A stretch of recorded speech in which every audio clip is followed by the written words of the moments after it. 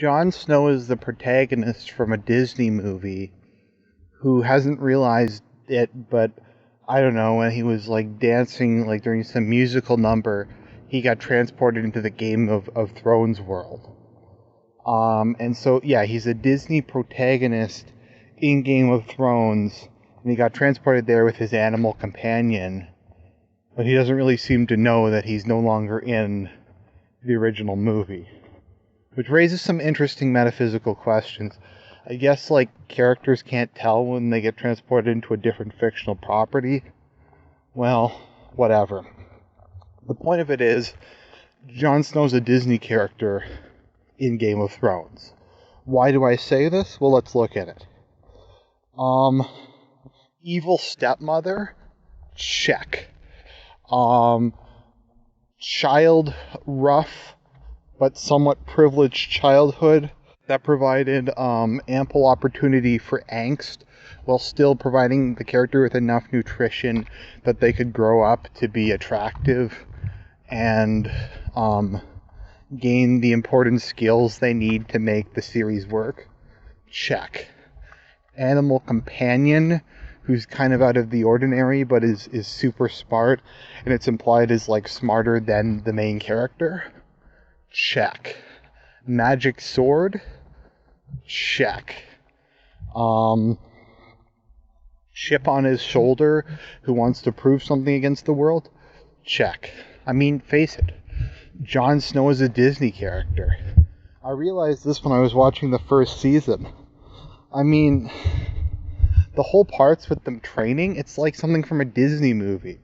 Like, it's Jon Snow's whole thing is like about the power of friendship. It's like something from Yu-Gi-Oh! It's like something from some anime that's like the power of friendship. Like, literally, when he's going to run away...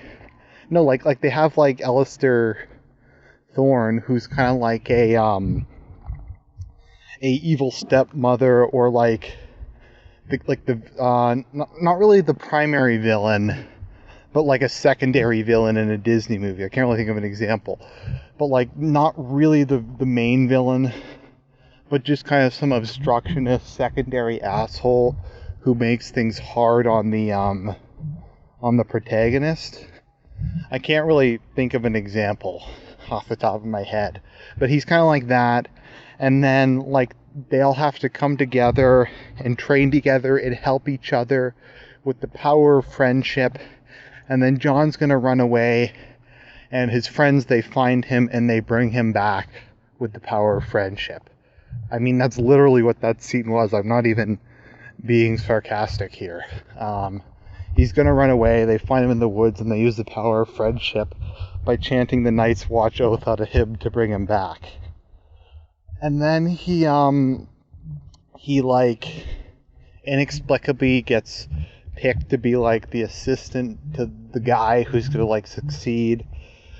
And then he goes out and he meets the random hot woman, and then she's immediately his love interest, and he screws up numerous times and is completely incompetent, but somehow the plot keeps saving his ass, like unlike every other character in Game of Thrones. And things just keep working out for him, and then his love dies in a traumatic way, much like his mother did. Oh, I forgot about that. Yeah, he's a Disney character.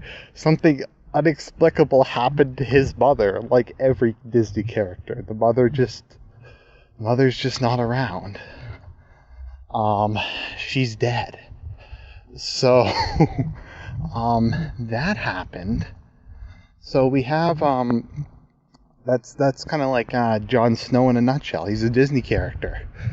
And then, like, some plot contrivance happens and he becomes Lord Commander of the Night's Watch. And it's like a coming-of-age story.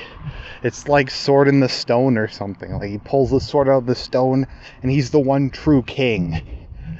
He's kind of like King Arthur or something. He's the son of Rhaegar Targaryen. He's the rightful king to the throne.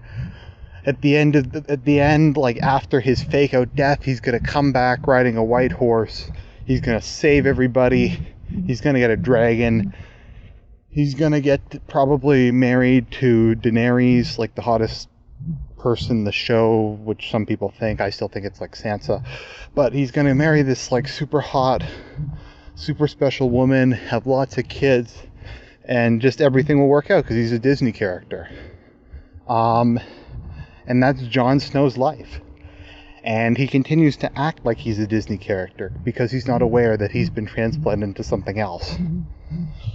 So he has these unrealistic moral principles. He's kind of a dick,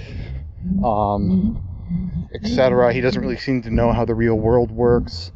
He keeps getting into fights with people who kick his ass because he doesn't really seem to understand that it's not a Disney movie where like some slapsticky thing will happen and then